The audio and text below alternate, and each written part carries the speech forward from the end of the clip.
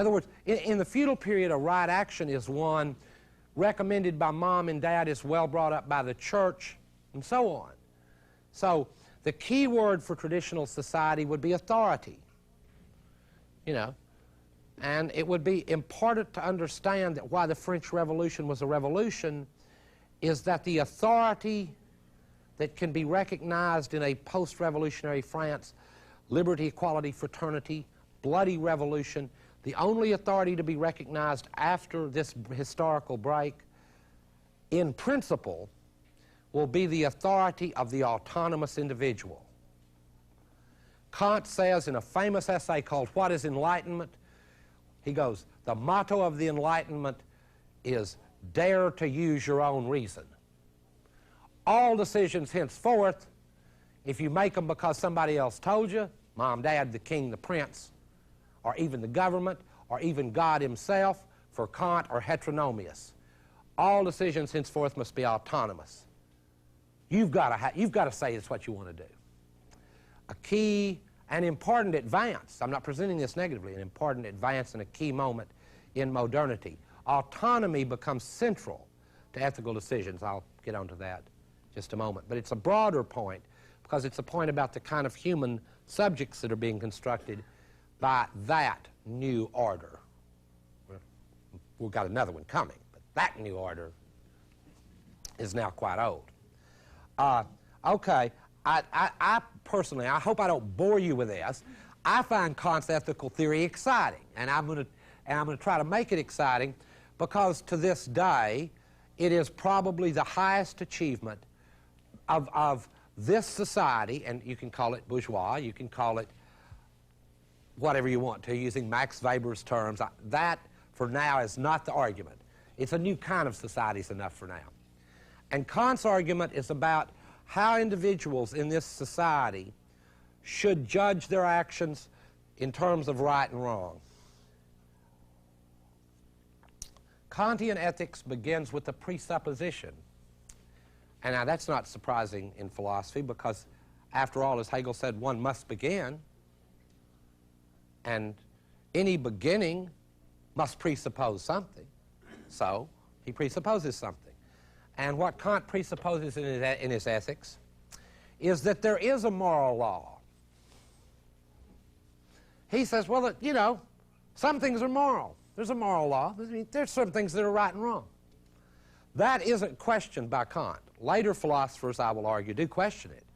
Kant just goes, yes, some things are moral. Now, that belief for Kant as a human being was based on being raised by a couple of really good pietist parents.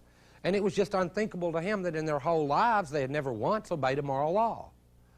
And in the empirical world, if a moral law had been obeyed even once, then Kant's style of arguing would allow him to argue based on that presupposition, how is it possible that there be a moral law? That is a standard form of Kantian questioning, is to look at a practice and then ask about that practice. What are the conditions for the possibility of it? That is the first meaning of critique, a dangerous new form of thought that enters the world with the bourgeois era. Critique, criticism in a new and radical way. In any case, there's a moral law for Kant. How is it possible? Now, Kant's going to run through a circular argument which will hit, and I agree, I admit it right away, it's circular. The question is it a good circle, in other words, an interesting, enlightening one about our moral lives, or a boring one? And I'm going to try to make it interesting because I, in part, agree with it. Kant begins with a series of identifications, the attempt being to not only answer how is the moral law possible, but to try to do something that looks impossible as the argument goes along, and that is to give the pure abstract form of a moral law, a procedural one, that will allow us to ask of any specific moral law, is it really moral? And we'll see when we get to that moment. I'll have to have a drum roll because it's one of the most famous philosophical arguments. But I've got to get there, so let me get there. Kant begins his argument by talking about the will. Kant says that there's only one thing in this world or out of it that is good without qualification. and that's a good will. The point Kant wants to make here is all these other things humans have valued. Happiness, courage, apatheia, excellence. They're good, but only with qualification. For example, if it makes you happy to murder innocent babies, well, the happy part is good, but you got to qualify it, right? You don't want to say, well, it's just good, period. You got to add a qualification. And if you say, well, that person's an excellent chainsaw murderer, that's good, that he's excellent, but you have to qualify it. So Kant points out that no, a good will is good, and you don't need to qualify it. It's just good. That's the first step in what I'm going to admit is a circular argument. Why? Because now Kant has to characterize what a good will is. It's not very informative to say what is the good, and he goes, a good will. You go, well, what's a good will? Now, he tells you what that is. A good will is one, and this is going to sound really anal, sorry, it's Kant, a good will acts for the sake of duty alone. In other words, a good will does the right thing for this reason, that it is the right thing, and no other. Not for the sake of gain, or happiness, or inclination, but because it is your duty. It's the right thing to do. So there you answer Spike Lee's question, do the right thing, by you just do it because it's the right thing, and for no other reason. This makes his view very different than some others we'll discuss. In fact, Kant goes so far at one time as to suggest, and by the way, the book I'm referring to here is The Grounding for the Metaphysics of Morals, which is a very short little, very readable book. And it's not exactly a coffee table edition, but it's very important text. Kant at one time goes so far as to suggest that if you get a kick out of doing good, you're sort of inclined to it, it doesn't count. You know what I mean?